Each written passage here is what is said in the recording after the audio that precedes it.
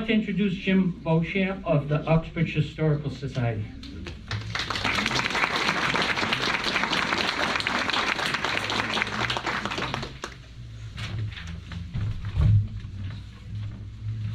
Thank you, Dave. This is quite a turnout we have here. And I want to thank all of you for attending. And we're really looking forward to telling a great story of the Uxbridge Underground Railway. Uxbridge and its place in the Underground Railroad during the years of slavery. We have a terrific speaker. I'm going to introduce her in a second. But I also want to mention a couple people that worked on this project with Sue Franz, who's going to be our speaker. One of the first people I want to mention is Mr. Mike Petaski, who's right here. Mike, along with our friend Peter Emmerich, who unfortunately due to health concerns was unable to come, have worked on this project endlessly for years and have done tremendous research, so we're very grateful for them. My name's Jim Beauchamp. I'm the president of the Historical Society, and this is a very exciting time for us to use the Unitarian Church, mainly for the fact that Frederick Douglass did speak here at one time, upstairs in the church. And the history within the Unitarian Church is vast, to say the least, and I'm not going to get into it, because I don't want to take up our speaker's time. So I'm going to introduce our speaker tonight, or this afternoon, Suzanne Franz.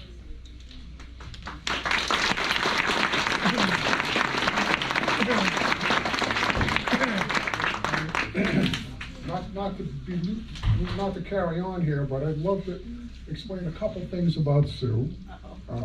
She sent this to me, so it's got to be good. Anyway, Sue holds a master's degree from Clark University and has taught at several local colleges. Working with other local historians, she played a key role in gaining National Park Service designation for the Underground Railroad locations excuse me, in the Blackstone Valley, recognized by the African American Trail. She designated an exhibit on the Underground Railroad. She also teaches about the Underground Railroad in abolition periods at the Worcester Institute for Senior Education at Assumption College. Excuse me. And she has served on the Uxbridge Select Board and Finance Committee and keeps company with a sweet, smart, and friendly, disobedient dog, which I have happened to meet. So without further ado, Suzanne Franz.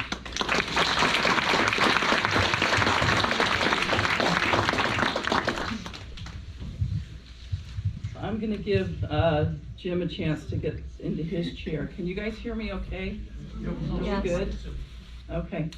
So I'm Susan Franz. First, I do want to thank Michael Petaski, Roy Henry, and Peter Emmerich. They have done decades of work in this area. I'm standing on the shoulder of giants. History is not my first area. The subjects that I trained in were design and technology. So I worked for a large tech firm, and I worked as a designer. And about 5 years ago, I decided I'd had enough of all that and retired. And I don't retire well. I've retired about 3 times. I'm not successful. So I needed to find something interesting. And fortunately, Michael Petaski came up to me and began to introduce me to the wonderful research that they've done. And then I've taken it a little further. So we'll let the light bulb warm up a sec. Are we all ready to go? Okay. So this is Crossroads of the Underground Railroad. You notice this is part 2. The first big talk that we did on this was about 5 or 6 years ago, and it was filmed by our cable access folks. So if you're interested in part 1, you can watch it on the Uxbridge Cable Access Television, or it's on their streaming website, so it is available. I believe this is being filmed by some of our friends over at State Parks. And the Heritage Corridor. So thank you so much for being here. Jim, take it away. Okay. We haven't practiced the cooking Okay. part. So this is just some thanks and appreciation to all the folks who have contributed and helped in this effort. You know, many hands make light work. Okay. So we are looking at historical documents. Some of the language will be the language of the time. And I just want to kind of put a notice up. There are certain words I'm not going to use here.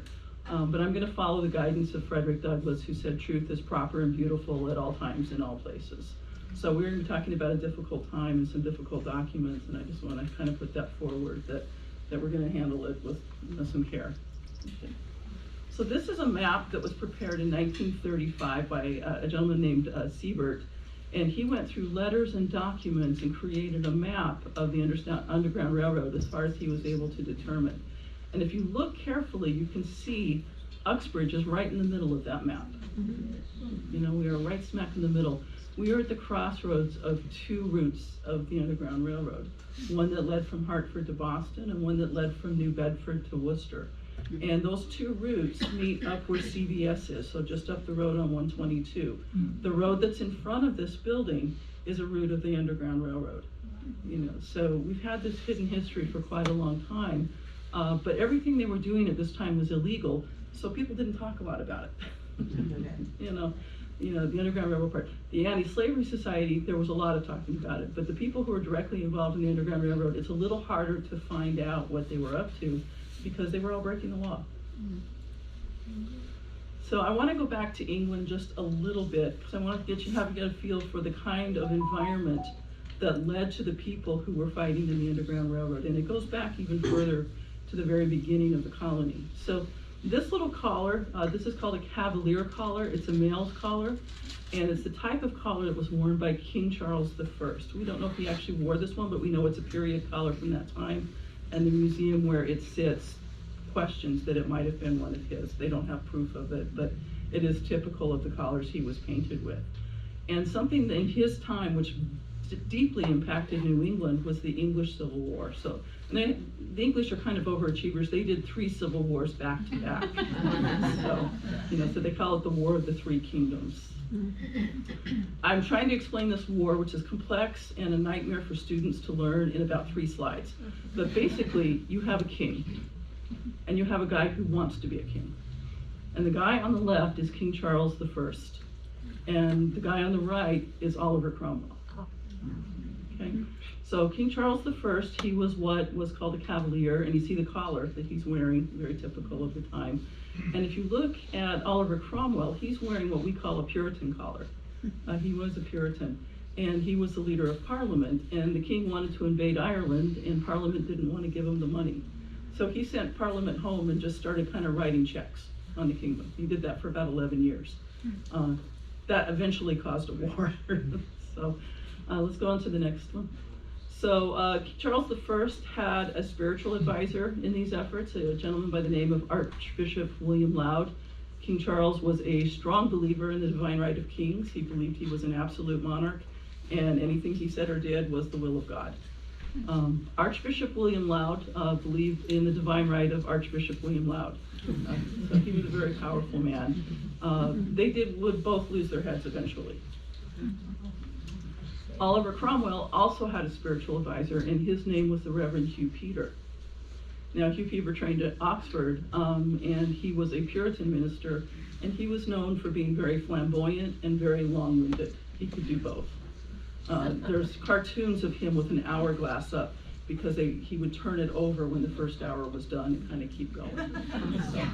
So he was known for this. He is close enough to Cromwell that when Archbishop Laud is executed, he inherits Archbishop Laud's books. So he's very, very close to the top. He's also, before he goes to England, here. He's in Salem. He's one of the first ministers of the First Church of Salem. So if you look at this little list, the first 2 were their first pastor and teacher. They served at the same time, Skelton and Higginson. Roger Williams, you may have heard of. Yes, it's that Roger Williams. He was their next pastor, had some disagreements, and went and founded Providence, Rhode Island. And the next one is Hugh Peter, who followed him. And so, yes, it's the same person.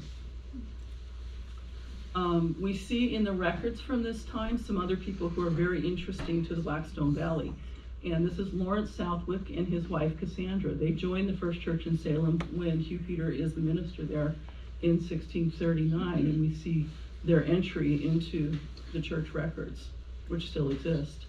In 1639, they have a daughter provided, and we have her baptismal record.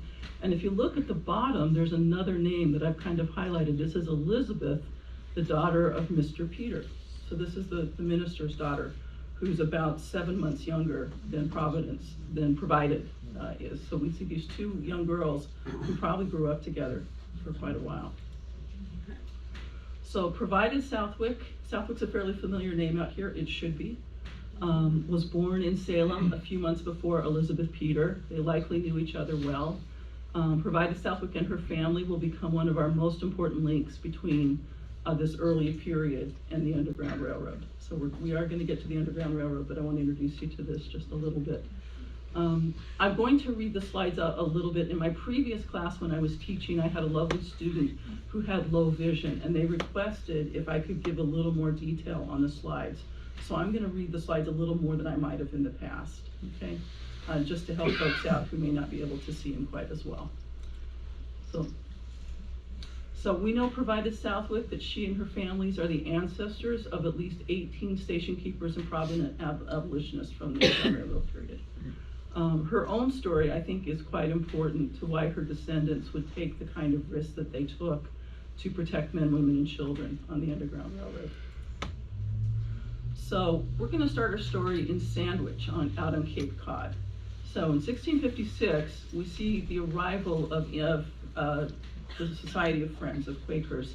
And the first missionaries who arrive here are Christopher Holden and John Copeland, and they land on Cape Cod. They had a largely unsuccessful visit out on Martha's Vineyard. They preached there to the Indians. The Indians weren't very interested in their message, and so they came on and they went to Cape Cod. I'm assuming they had lobster and a beach dinner, and then so they were very well received in Sandwich. There were a lot of people who appreciated their message, and the Sandwich Friends meeting has met continuously for more than 360 years. Now, this is in Plymouth Colony at time. This is the same colony as the Pilgrims. They are not tolerant for people with differing religions at this particular time. The colony has what's called a minister's tax, so it's a tax to build a church and hire a minister. Everybody pays. Doesn't matter what you think about things, everybody pays. And because it's a tax, if you do not pay, there are punishments if you should not pay this tax. The Sandwich, they did have a Board of Selectmen back then. I'm sure it was just as exciting as it is now. And I say that as a former Board of Selectmen member. So the Sandwich Board of Selectmen, they declined to punish the Quaker missionaries. And what they say in their record, that they were entertaining no desire to sanction measures so severe towards those who differed in religion. So they were not at all interested in punishing their neighbors because there was a difference in religion. Colony wasn't having it, so Colony hired a constable and sent him out to Sandwich and had them go around and start arresting people and doing other things. When the selectmen do this, when the selectmen will not punish people, the Marshal Barlow is his name, he imprisons people in his own house, and then he takes them next door to Barnstable, who's willing to whip them and do things that he wanted. But Sandwich won't do this. Sandwich is knocked by the colonial government because they don't have an official whipping post or stocks or a constable willing to enforce fines. So they were very, very serious about the lack of tolerance for dissent in religion at this period in time, and that was a very English thing. That was very much what they experienced back in England. So, Marshal George Barlow is hired to bring order to the Cape, and I've read a lot of historians now. Few of them are willing to give a straight answer on character. So I have to give some credit to a guy named Otis, who says that George Barlow was a bad man. George Barlow was a bad man. So with the fines that they had, the constables were generally allowed to keep half of any fines collected. And I think George Barlow saw this as an opportunity. So we see a rapid filing of charges against people. There were charges for refusing to serve as a constable, to refusing to assist the constable, to failing to remove one's hat, which was a typical thing for Quakers, for not attending worship, and for refusing to take the colony's oath of fidelity. So the Society of Friends does not believe in swearing oaths, and so that became used as a way to identify people who might be part of that religion. And then they would find them and imprison them based on that. Next one. So the charges escalate. You see a little pushback in the records from the good citizens of Sandwich. You see threatening speeches to the marshal, turbulent carriages. I think I've seen turbulent carriages occasionally at town meetings. Making unworthy speeches. That sounds terrible, doesn't it? But there's pushback, and the colony escalates it. They take away what's called freeman status. That was your right to vote. So the freeman status is stripped from these people. It also meant you couldn't serve in certain military offices or hold public offices. It could mean that you couldn't hold land or get married in some circumstances. So you lost a lot of your rights when you lost your freeman status. We know that in 1 year, 24 people in Sandwich are fined and another 28 are imprisoned during this period of time. So the offenses that you could be fined or imprisoned for include possession of Quaker books or pamphlets, entertaining Quakers at your house, choosing to worship at home instead of going to the public service. We see a man named Daniel Butler who was whipped for helping a visiting Quaker escape an arrest from Marshal Barlow. So there's a lot of conflict back and forth going on in this little community of Sandwich. I like Humphrey Norton. He was banished from the colony, and in return he was sentenced to whipping, but he was not whipped because he declined to pay the marshal the fee for the privilege. Oh. I love Humphrey Norton. He was banished again. So they banished him again. So Amos Otis has looked a lot in this area, and he records that among 21 Sandwich households, Marshal Barlow collected 129 cattle, 9 sheep, 3 horses, tools, kitchenware, and food.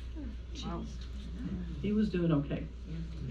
So that was during a period when Cromwell was in power. The king came back. The king had a son, and his son, King Charles II, begins to put at least a slowdown, I wouldn't say a complete halt, but a slowdown to the abuses against Quakers in New England. And we know that in Massachusetts Bay it was even worse, that they were putting people to death up there and in prison for very long periods of time. So this is a very tough time to be of a different religion than the state religion that was going on. So we start to see a few charges appear in the record against Marshal Barlow. He's ordered to return a pair of wheels that seem to belong to Samuel Hicks, not to Marshal Barlow. He's admonished for taking William Newland's horse without notice, and investigated for, quote, affronting William Gifford. I don't know what affronting means, and I'm not sure I want to, near a bridge. Next slide. So there's a complaint filed against him because he levied a fine of 7 cows. One of the cows died. He went back for an 8th. You thought it wasn't going to be fun, didn't you? So Barlow spends time in the stocks eventually, and I think he will die the loneliest man on Cape Cod because he has just ticked off everybody out there. Yeah. So some of the people we see in Sandwich are people named Thomas Butler, Stephen Wing, and Daniel Wing, and they're fascinating because they are all ancestors of somebody you might have heard of in regards to the Underground Railroad named Abby Kelly Foster. Oh. These are her people. Wow. So, they were summoned multiple times. Their families will move from Cape Cod to the Blackstone Valley. We can see them migrating within a few generations into the Blackstone Valley. But you kind of see where Abby Kelly Foster got a little over fire. This goes way back. There's a willingness to step up. General James Cusworth was not a Quaker. 2 of his children would become Quakers. But he was a military officer and a colony leader. He fought in the Indian Wars. He was a leader at the colonial level. Was an assistant to the governor many times. And he was dismissed from his office and had his freeman status revoked for objecting to the persecutions of the Quakers and for speaking to them at his home. He had friends in England. He wrote a letter to them about what was going. That letter somehow made it to the governors. And so he was told, he was fined £500, which was a huge amount of money at the time. So he faced all sorts of punishments. And he would write, this is from his letter, he says, "It is sad, he that will not whip and lash and persecute and punish men that differ in matters of religion must not sustain any office in the Commonwealth. I told them that as I was no Quaker, so I would be no persecutor. They cannot put it out of their minds to see and hear of poor families deprived of their comforts and brought in penury and want."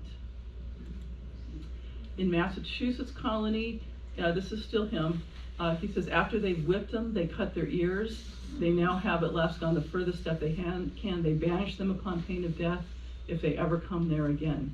And we expect that we must do the like. We must dance after their pipe." Remember, they're separate colonies in Massachusetts Bay and in Plymouth.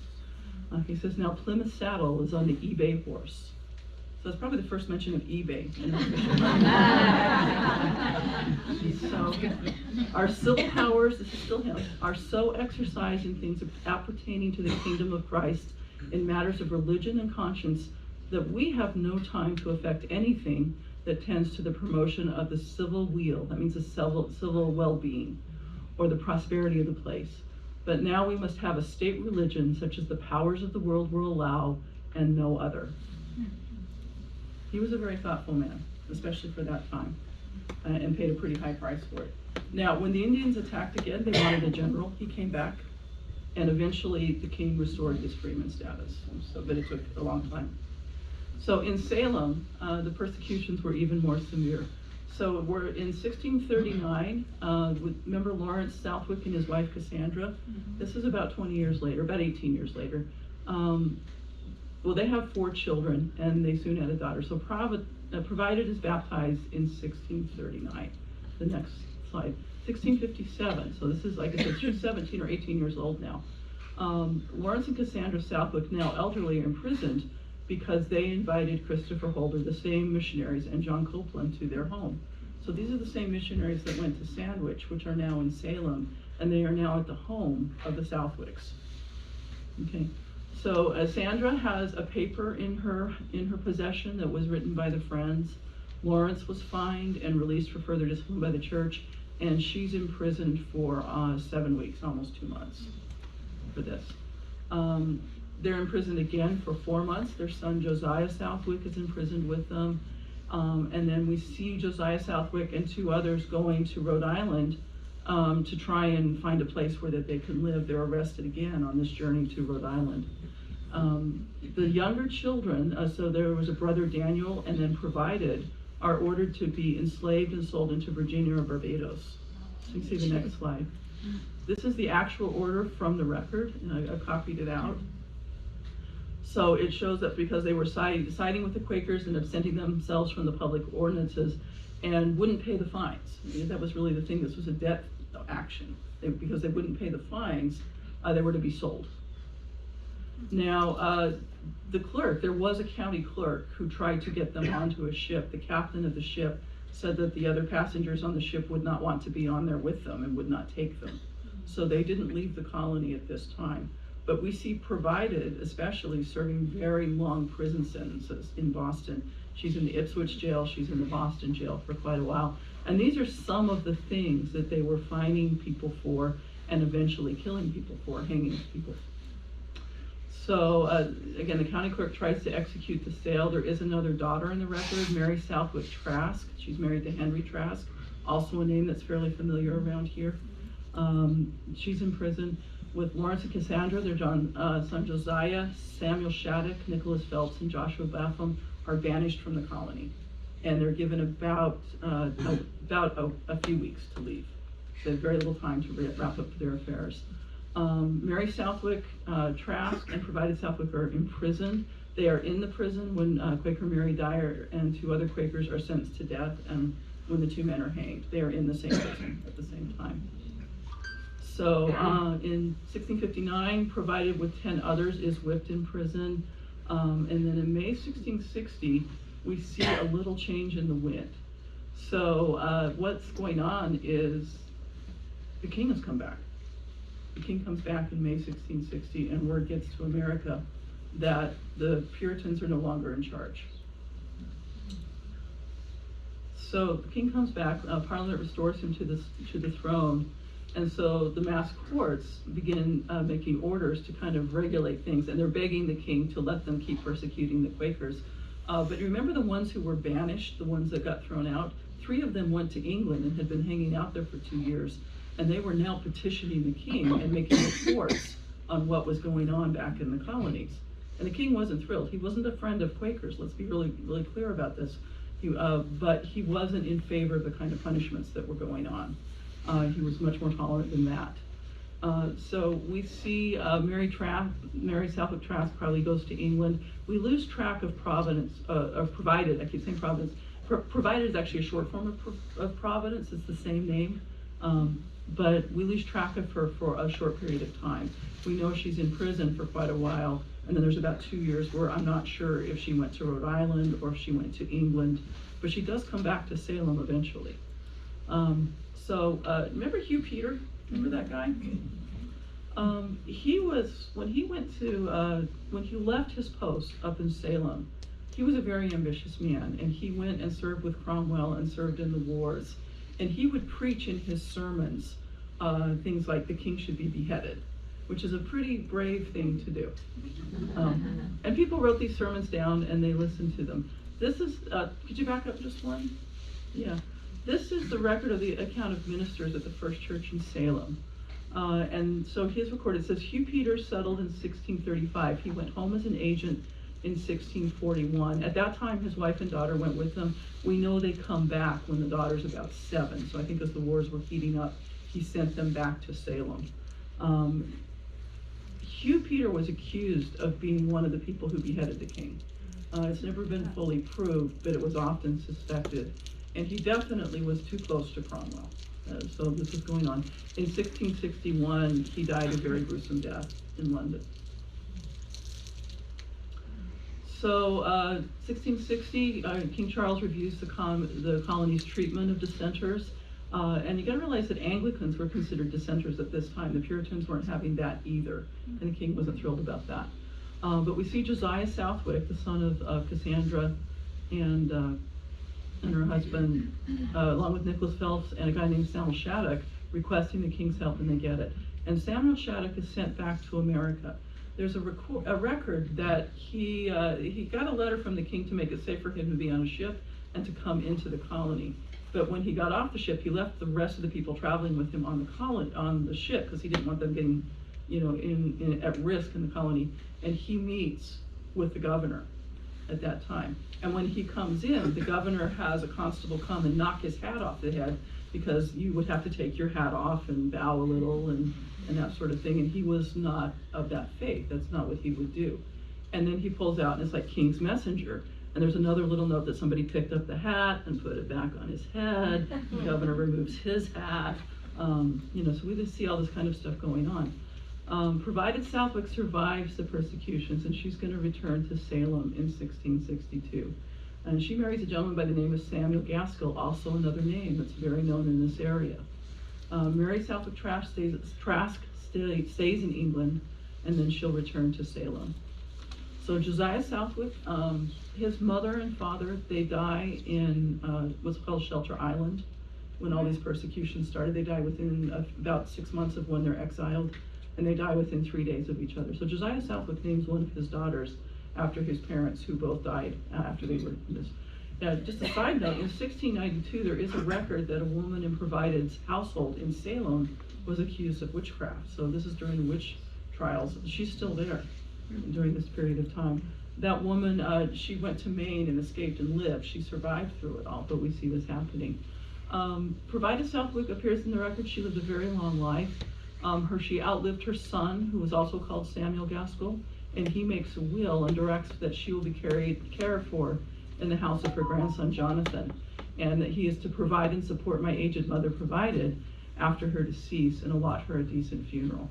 Now we know that Jonathan owns land in Cumberland, in Rhode Island, and also in Salem. So we start to see in that generation the family moving away from Salem a little bit. There are still Southwicks up in that area, but they start to come into the Blackstone. There's one record of her death. It was in a diary of a guy named Zacchaeus Collins. He had a daily record that he kept for like 40 years. And he says, first day at Salem at old provided Gaskell's burial. So she was buried in Salem, and she was likely laid to rest in an unmarked grave, which was in accord with the early Friends traditions. So she's probably in the Salem Friends Cemetery, but her resting place is not marked. Grandchildren are provided in Southwick Gaskell. Her brother Daniel Southwell lived in the Cumberland region of Rhode Island. And Woonsocket had a very expansive idea of what Woonsocket was in the early days. It included a lot of southern Massachusetts, and Mendon had questions about this whole thing. So, you know, when we're talking about these borders, they're different from what they are now, and there's been a lot of conflict over these borders.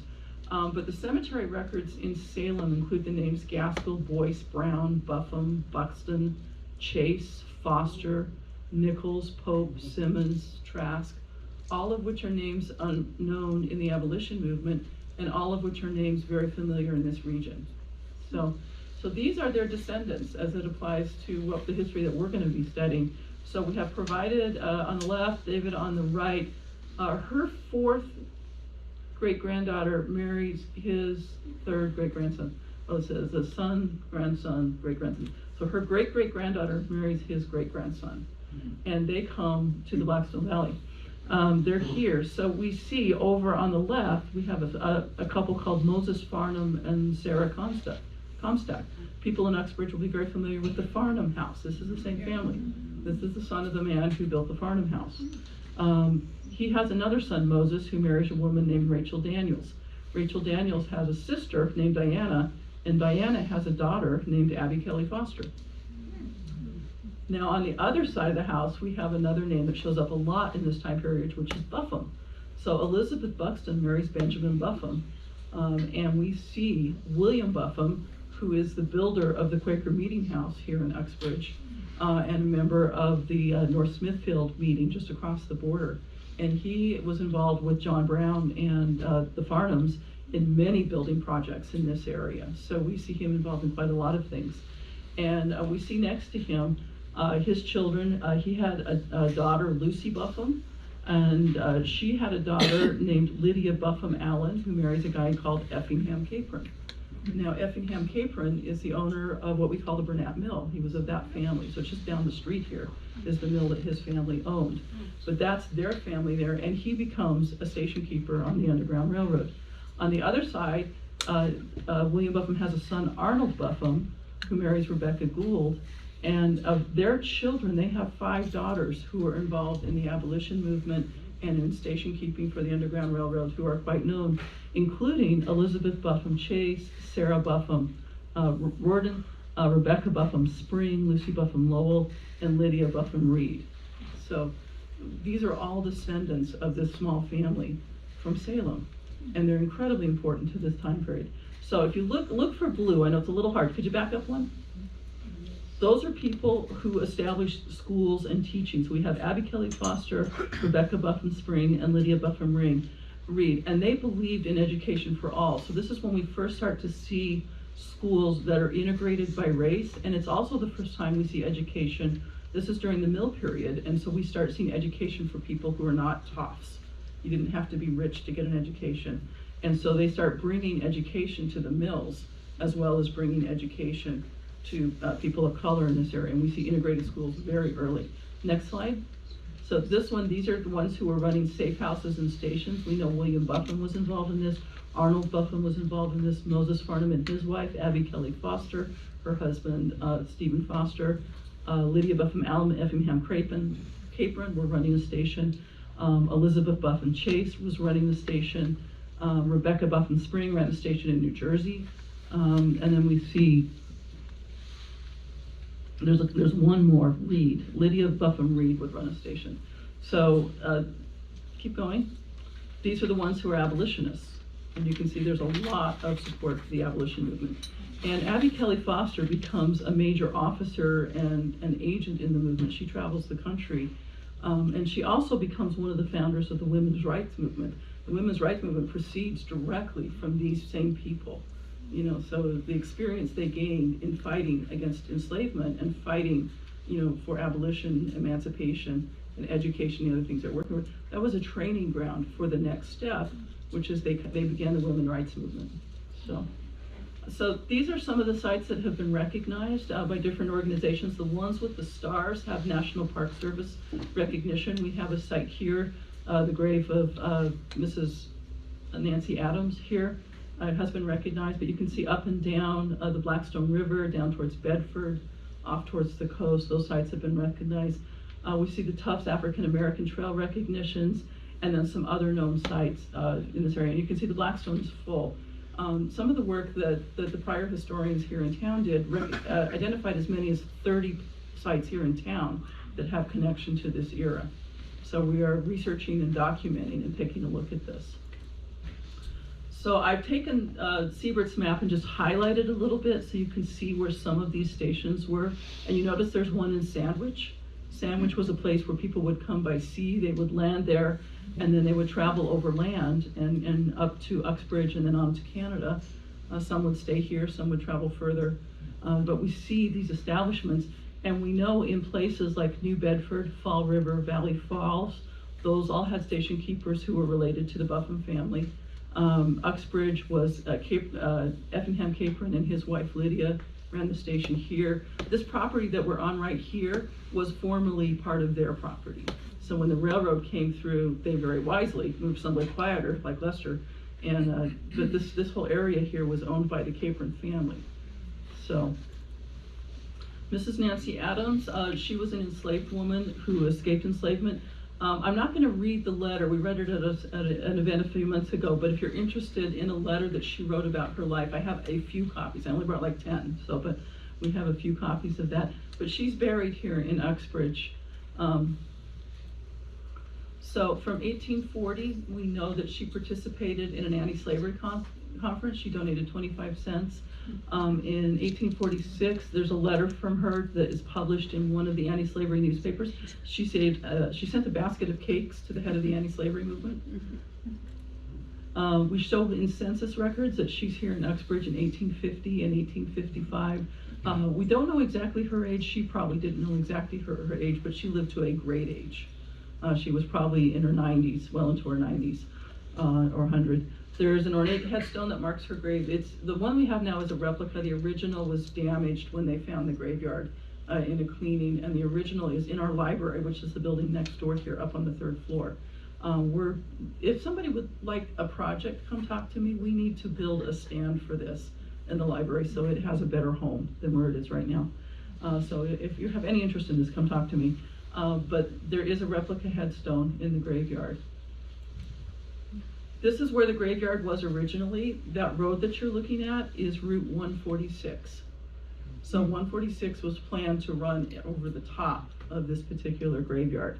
There were some people who came in and studied it, and there were questions if there were Indian graves there. We can go on to the next slide. So Boston University came down, and they brought their archaeological teams, and they actually lifted up the remains that were in this graveyard, and they took them to Boston University and did some studies on this, and there's a report that's in our library in the special collections on the findings that they had. This is the original headstone of Mrs. Nancy Adams that we have up in our library. This is her as it appears in the report. This is her grave. You'll notice that her shoulders are very scrunched up. This was where the almshouse was at the time, and the coffins tended to be fairly simple and fairly small. So they would kind of tuck people in, and that's why you would see the shoulders up like that on a lot of these. This is actually her bones as they appeared in the grave. She had a hip injury. It apparently occurred in life, and she probably had a lot of difficulty walking. This is what's called a mushroom deformity, but they were able to determine that. That young man right there is a guy who's in the room here, Roy Henry. He's in the back. But when the remains came back from Boston University, our local descendants of Civil War veterans had a service at the Friends Meeting House for the reburial of these people. So this is where the new almshouse cemetery is, and this is the service that was held to bring their remains respectfully. The new headstone was brought in and dedicated by these folks. We did identify one person who was Native American. They were repatriated to the Nipmucks. There was another grave that was identified that was potentially Native American, And so Chief Wise Owl of the Nipmucks came to the services and participated in the prayers for the dedication of this graveyard. This is a picture of the letter that she wrote. She was visited by the abolitionist Angelina Grimke, who's a fairly famous person in this period. Angelina Grimke had one quibble with the abolitionists, which is a lot of them, while they would travel and meet, they often wouldn't stay in the house of a black person. So she made a point of staying with black people as she traveled. So it's possible she could have stayed with Nancy Adams or someone else here in town while she was here. Nancy Adams could not read or write, so she would have had to dictate this letter to someone. But this letter was actually discovered quite recently. This was discovered in 2017. So it was discovered at the University of Michigan in the collection of the Grimke Weld papers. And I do have a copy of the transcript. Again, I'm not going to read it today, but I do have a copy of the transcript. And it's an account of her life from when she was enslaved in Maryland, from when she got married. She was, they tried to escape, they were going to be sold off to the Spanish. They tried to escape into the woods in Maryland. They were found, they were sold south. Her husband was taken away from her. She worked in the fields, in the cotton fields in Louisiana for decades. Her son was whipped 400 times. We know as she got elderly that she wasn't able to do as much, and so she was done, what was done was what they call being hired out. So she was hired out to work for other people, and then her wages would go to the slaveholder, which was done. And one of the people she was hired out to came to New England and actually came to Connecticut, and she escaped and spent 2 days in an ice house and got free. So she lived in Connecticut for about 12 years, and then she got some intelligence that her slaveholder was looking for her. And so the Underground Railroad Network brought her to Uxbridge, where she spent the rest of her life. So it's a really remarkable story in her own words, which is something we almost never get. This is the part of Louisiana where she was probably working in the cotton fields. We know this is that area. And this is her grave at the New Alms House graveyard, which is down by BJ's, if you know where that is. There's just right off by there. It's the only headstone in that grave. The rest of the graves are just marked with unnamed. There's numbers on a couple of them, but there are no other names. The world that we live in has changed a lot since what Sandwich and Salem were going through. You know, those English ideas that you were a subject and whatever happened in your life was up to your Lord, all the way up to the king, you know. And in America, we have other ideas that came in. Some came in from Native Americans, some came in from Quakers, and some came in from people who kind of studied what was going on and didn't think it was a great idea. So in Benjamin Franklin and Thomas Jefferson both studied Native American ideas. They saw Native American governments and they wanted to learn from them. And in Native American governments at this time, there was definitely a principle that everyone has an equal voice. So, and that included men and women and children. You know, everyone had an equal voice, and that consensus and consent were necessary. And consensus meant everybody. It wasn't just one guy took a vote and the majority ruled. They had to agree pretty much among everybody.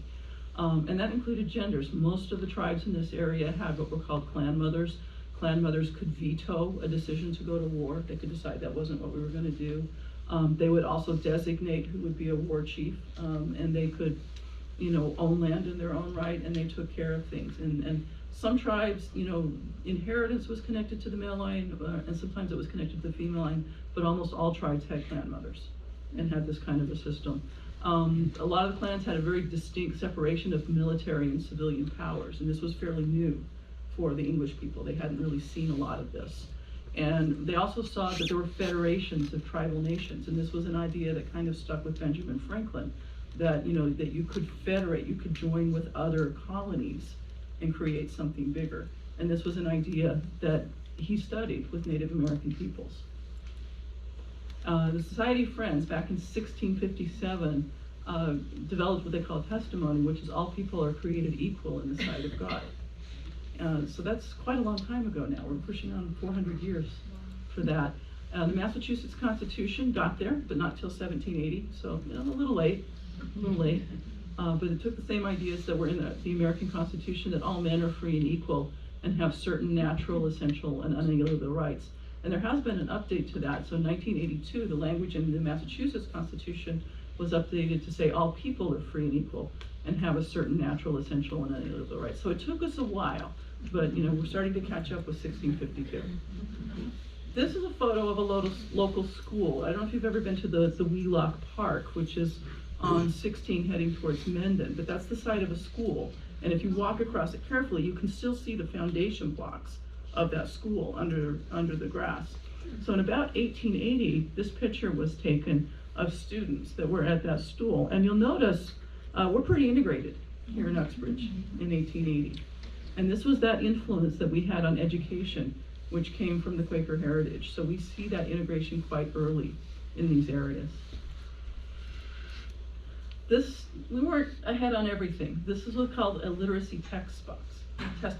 So after the Civil War, as it became clear that black men had, via the Constitution, the right to vote, there were places in Massachusetts as a state where they were making it harder for people to vote. And people were also afraid that immigrants were going to vote. And so they wanted to make it harder for immigrants to vote. And so they developed things like poll taxes and the literacy text box.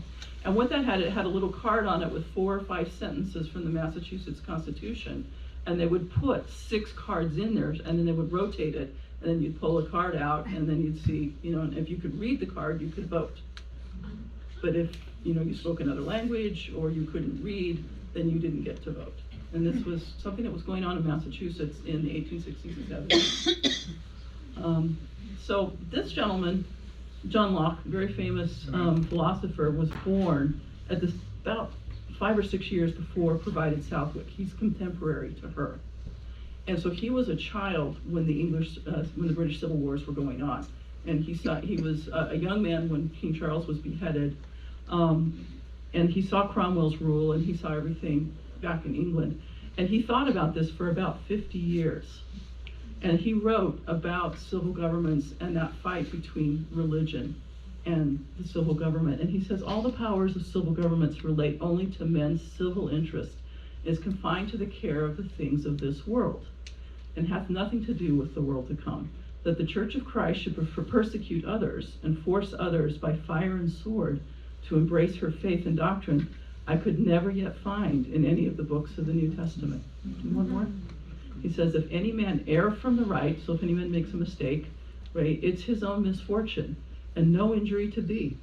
Nor, therefore, art thou to punish him in the things of this life, because thou supposest he will be miserable in that which is to come. He says, the care of souls cannot belong to the civil magistrate, because his power consists only in outward force. But true and saving religion consists in the inward persuasion of the mind, without which nothing can be acceptable to God. It is one thing to persuade, another to command. One thing to press with arguments, another with penalties. And his ideas were also closely studied for the U.S.'s founding documents, the Declaration of Independence. His language and thought are deep in the DNA of the American experiment. And our ideas of freedom of religion and freedom of speech and freedom of conscience are very much based in this period of time and come from these different threads. So I thought, what he had to say, he was an observer of this. He lived through this. The idea that women were part of this experiment, that took a little longer. So it was okay for men. It took a little while for longer. But we see that develop and that begin to happen. So Massachusetts wasn't perfect. Charles Remond was from a free black family in Salem, and he was part of the family who was running a station up there and one of the chief officers of the abolition movement. But he said a few words in relation to slavery's great handmaid in the states, proclaimed to be non-slaveholding. And I mean prejudice, that acts the part of slavery of seconding at arms and exercises its authority by assisting in kidnapping the innocent and the free at the Capitol, disenfranchises the citizens of Pennsylvania, proscribes the color man in Rhode Island, and gives him no resting place as a man in New Hampshire. If you would rouse the honest indignation of the intelligent Englishman, tell him of our school and academy exclusions. If you would enlist the sympathies of the pious, refer him to our Negro pews in the house of worship.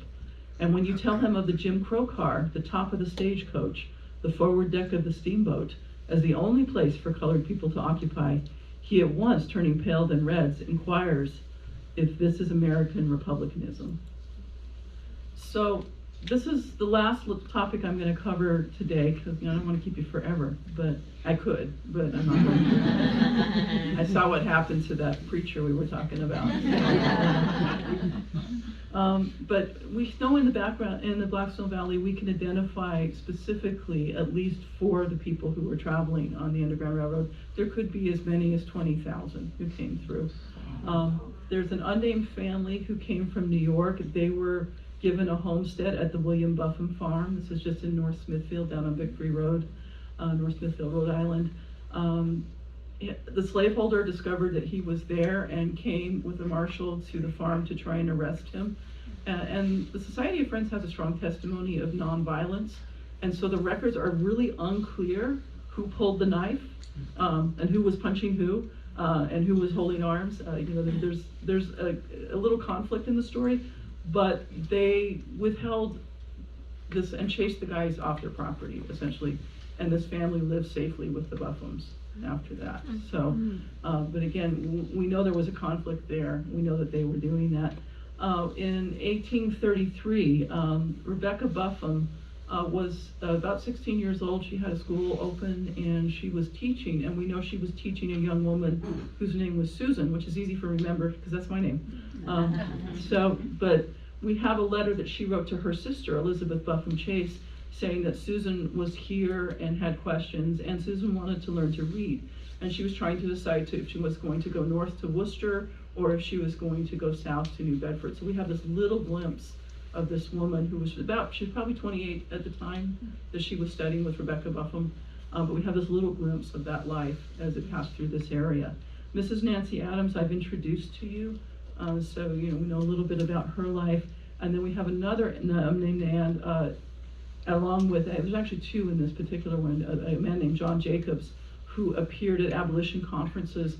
This was held at the Robert Taft block, which I believe is just down on the corner. So this is just a couple, a very short walk from here, who told their stories of how they had been enslaved and how they had escaped. The one man who is unnamed is because about 1848 we see changes in the law. We're starting to see the fugitive slave laws come in, and it's much more dangerous for people at this point. In this building here, we know Frederick Douglass came and spoke in 1845, but again, as we approach 1850, it's a dangerous time. So we see all of these leaders and all of these people who had escaped enslavement starting to consider their situations. And 3 of these people will take their families to Canada. Sojourner Truth will go to Michigan at this time. And what's going on is the fugitive slave laws. In Massachusetts, they had passed personal protection laws. So basically, they wouldn't cooperate with slaveholders when they came up here to retrieve their property. And the federal law was changed so that they had to. So local police would have to do it, and they could just somebody off the street and bring them in. It also took the power of judges away to hear. So somebody could just kind of point at somebody, and if they signed an affidavit and said, yeah, that's my slave, they got to carry them back. And you can't imagine anything bad. There were laws of Constable Barlow's in the day. So I'm going to stop right at this point because I want to leave a little bit of an opportunity for questions. And maybe someday there'll be a part 3 to this. So thank you for your attention.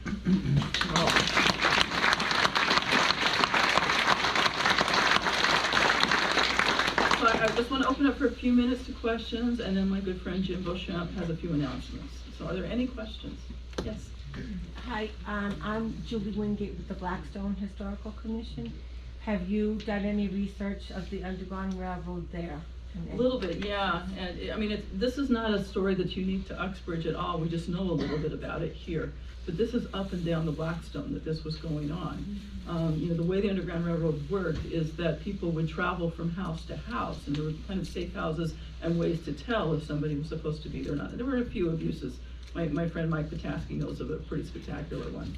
But people would travel from house to house, and they would have ways to identify that they should get help. So this is not at all just unique to Uxbridge. It's definitely up and down the valley. I just wondered if you knew any specific names of locations of anything. I don't know exactly where the location, but Cappy, who used to own the Blackstone Mill, told me at his other property, which is up in Sherborne, they had a room that was downstairs, and they discovered in there cots and clothing and food. And so they had some researchers come in and take a look to see what was there, and they believed it was from this time. You know, before 1840, people lived pretty openly, and I want to be clear about that. You know, pretty safe in New England. When we get to 1850, the rules change. You know, so things are a lot more different. You know, people think everybody was hiding in that, but you know, before that period, they were living pretty openly. But Cappy did identify the spot, and I think the materials went to, you know, a researcher somewhere. Okay. Any other questions? Yes. About how long, do you know, just from your documents, how long people stayed in these safe houses before they were, you know, It on the depended road on the to Illinois? situation. We have people like Nancy Adams who settled here. You know, she was here for decades. We know in the case of Shadrach Minchin, he was a very spectacular case that he was moved rapidly. It was like the Pony Express getting him out. So it depended on the situation. So some people had a posse looking for them, Yes. maybe? Yeah. Absolutely. Yeah. Have you, so Frederick Douglass spoke here in Uxbridge? Yes, he did, in this building. Yeah. Have you read his speech that he gave? Or? I have, yeah, I have. Where There's a did you report find of it? it that was in the Liberator. They don't have all of the speech, but they have a great deal of it. And he was more than a little hot under the collar because the church across the way, and I'm agnostic on this, okay guys, I'm not taking sides. But the church across the way had a minister who was not a big fan of Frederick Douglass and the abolitionists. He thought they were kind of out there a little bit. And he told his parishioners not to go, that they would be, you know, sitting with infidels if they came and heard Frederick Douglass speak. And Frederick Douglass was not a quiet guy, you know, he was not a quiet guy. So he had something to say about this. And what he said, if I went to Reverend Orcutt, a slave, bleeding, he would shut his door in my face. You know? So yeah, there was a little, yeah, he was here, and he was here more than once. We know that he also spoke to the Baptist congregation, which was up in North Uxbridge when he was here. Sojourner Truth has been in this building. She was here about 5 years after that. We know people like Henry Box Brown. There were anti-slavery conferences not only in this building, but in the Robert Taft Hall across the street. There was a Robert Taft Block down here. All of these buildings were held, they held huge anti-slavery conferences here. Uxbridge at that time had a population of about 2,000 people. We know from the registers there were about 450 who were involved in the anti-slavery movement. So I figured half of them were kids. So you take that out, every other person on the street was probably a member of the anti-slavery movement. So it was, you know, they took that Quaker heritage and they ran with it. You know. Any other questions? Yes. I understand where the grave, where Nancy Adams' grave is by Alms Street. That was a poor farm. In the Yes, area. the almshouse was the poor farm at that time. They had a farm and they would hire an overseer. And one of the jobs of the Board of Selectmen, which I served on, was overseers of the poor. And so if someone couldn't take care of themselves and had no family to care for them, they might end up there. It had about 20 rooms. It eventually was destroyed in a fire. But it had about 20 rooms in the almshouse there. But the site where she's buried now is not the same graveyard because they did put the freeway right through there. So that's been moved a little bit west. It's about 2 miles west of where the original graveyard was. And I understand there was a culture of black people who did stonework in Newport. And Mhm. some people got famous for their stonework, I understand. Yeah. But I think I understand that poor farm was moved over here on 16 Grant's Monument. That I don't know. Yeah, Okay. I'm not familiar with that one. I Yeah. think it was moved up to Rice City, wasn't it? Rice City, Yeah. is that where it ended up? By Okay. West Hill. It was all hot. The nice thing about Uxbridge is there will always be somebody in the room who Burned knows. about 5 So- or 6 Right, years ago, and right. mother and daughter, Yeah. mother and son got killed in the Yes, yes. Okay, Yeah, the house was located on Hartford Avenue, and there was a fatal fire there a couple of years ago. Yeah, was it down was at the down in bottom. Peg, I It was remember that, down. by the river. Yeah, Right, it was by the river, yeah, I remember that. Yeah. Yeah. There are 3 sites that historically are linked to the Underground Railroad, some by soft information, some by hard information. We know for certain with Effingham Capron and his wife Lydia Buffum Allen that they were running a station of the Underground Railroad, because we have letters from Samuel May that document that they were kind of 2 points on the same route. So we know for certain on that one. With the Farnhams, Moses Farnham, who was the minister at the Quaker Meeting House down on Quaker Highway, it's more of a conjecture. You know, it's been proposed that his place was a station on the Underground Railroad, and there was a family story that came down that there was a place in the basement that had been reserved for this. But in the context of him, even though we don't have a letter per se, it's entirely possible, because we know of other activities of his families and neighbors and other things that they were doing. So it's a definite possible. The place that burned down was the Dunleavy Farm, which was out on Hartford Avenue. And that's also in fairly old records as a potential place for the Underground Railroad. That one, there's some letters which are connected to Douglas, but the way the borders are at the time, it could have been the Dunleavy Farm, or it could have been a property over on the Douglas side, which is connected to that particular letter. And if you want to talk afterwards, I'm happy to give you a pointer on that. So. My great-grandparents were the supervisors of the one on Hartford Avenue. Okay, she said her great-grandparents were the supervisors of the one on the Dunleavy Farm, out on the edge of, it's right on the border with Douglas, on the north side of Hartford Ave is where this property is. Any other questions? I have a question. It's a good question. I heard that they used lawn jockeys for kind of markers to let people know what people specialized in either food or lodging, or maybe like with a blue coat was supposed to be a mariner that could get people to Canada and stuff. Remember, you're dealing with people who largely could not read or write, and so there were lots of ways of communicating. Some would carry sort of a pass that they could give to someone and say, yes, I'm a legitimate person, give me help. You know, there were some ways of doing that, but we're talking about folks who, you know, it was against the law to teach them to read and write. You know, so there were lots of ways of communicating. I lived for Guatemala in a while, for a while, and there was a woman in our house who worked there who was functionally illiterate. And I realized that we've lost quite a bit, you know, because when the person who ran the house would give her a grocery list, she would just tell her 40 items, and she'd run off to the market and come back with 40 items. And I've seen people who can't get a gallon of milk. You know, so I think, you know, we don't want to underestimate people of that period and their ability to understand and their ability to put things together. They were against a handicap of law, which was preventing them from learning to read. Okay. Any other questions? Yes. Just to kind of add to that person's question about communication, I just learned a couple of years ago, and maybe you've seen this, is that the language spoken amongst those traveling the railroad was through quilting. There is a quilting language which has been researched as well. Yeah, there were a lot of different things. You gotta realize this was happening from here into the Midwest. You know, this was a large area. I lived in Dayton, Ohio for a while, which is just center of the Midwest. And there were a few homes there that I got to visit, the basement, side to side rooms, and very, very old, very dirty underneath.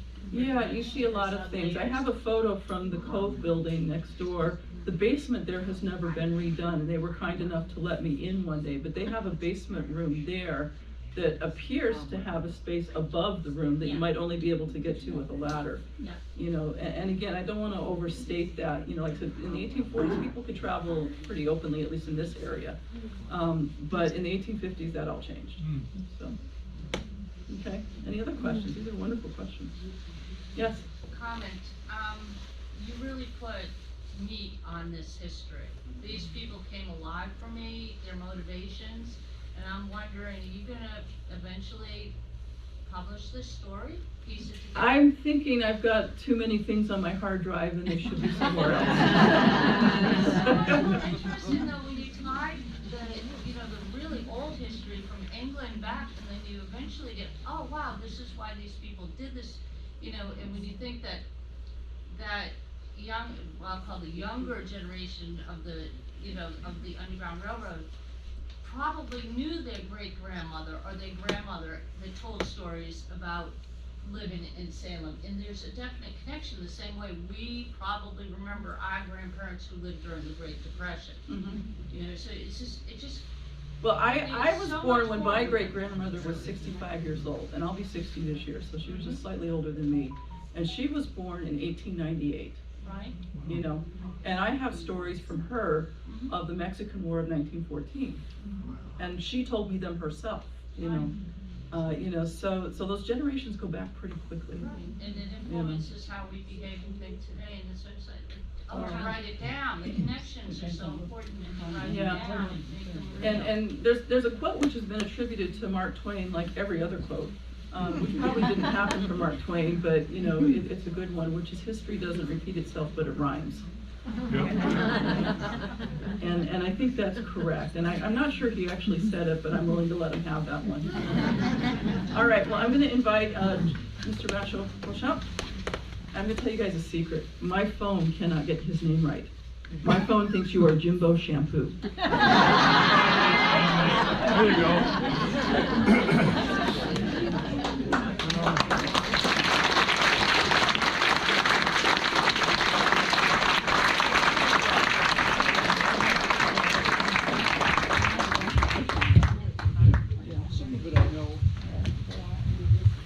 Thank you, Sue.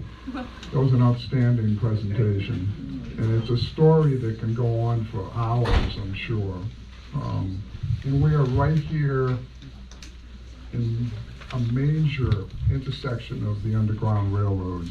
And I think by gauging by the number of people here, there's the amount of enthusiasm, not only in the history of it, but moving forward, hopefully we can better understand how we can accept people of color and people of different religions. And looking around us here right now, how different all of us are, not just by the color of our skin, but of our ideas and ideals, and how we have to interrelate and live with each other.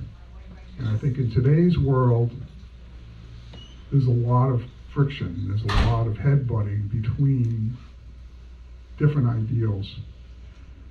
And I think we can learn a lot from what Sue talked about in today's world, in a different context. So, there's a couple things we have to do here at the end. Sue mentioned a guy by the name of Roy Henry.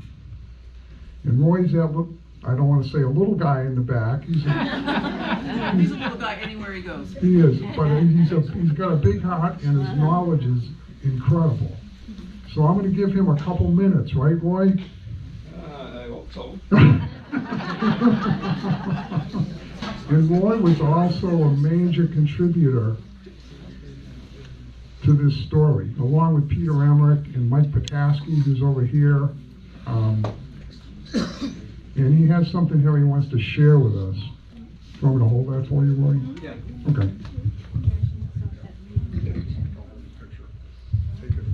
Afternoon. For those who don't know me, I'm Roy Henry, 80 years Uxbridge citizen resident.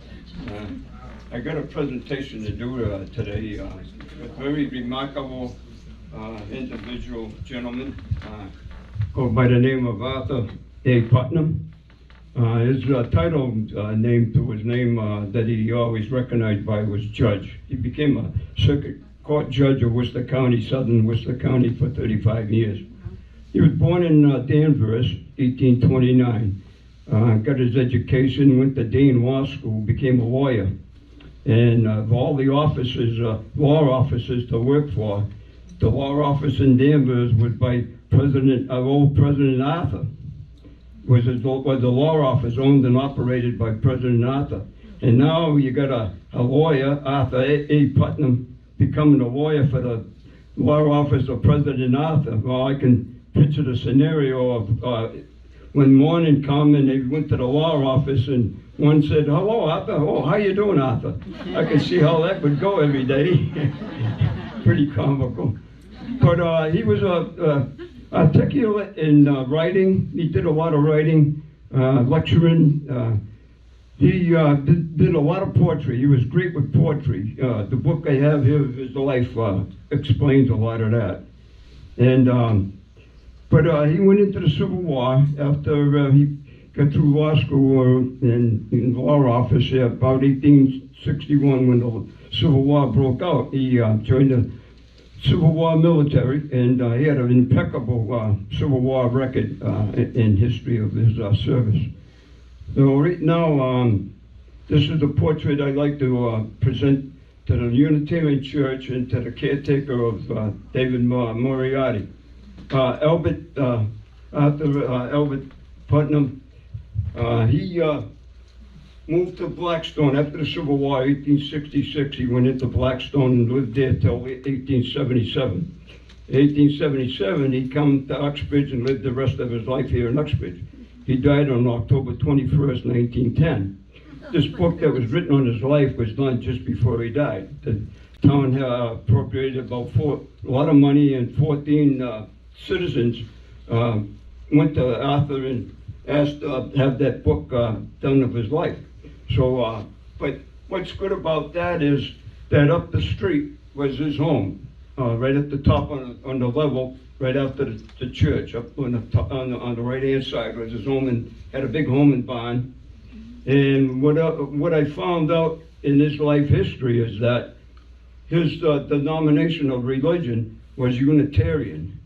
So it makes it all proper and fitting that his portrait be donated to the church in honor of his life. I'm going to present. So. I'm going to present this to Mr. Moriarty, who's the instrumental force. I do hereby convey over to the Unitarian Church and to the caretaker David Moriarty this portrait of Arthur Putnam.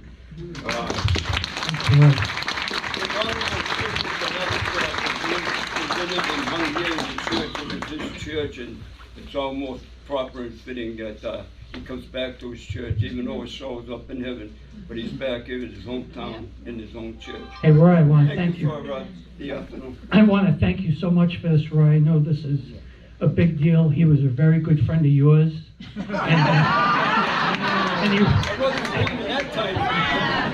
And he'll hang proud. Known him back then. He was a big deal for this church too. He was the head of the church council here for a long time too. So I'll put this up somewhere in the church somewhere, and thank you very, very much, Roy. Appreciate that.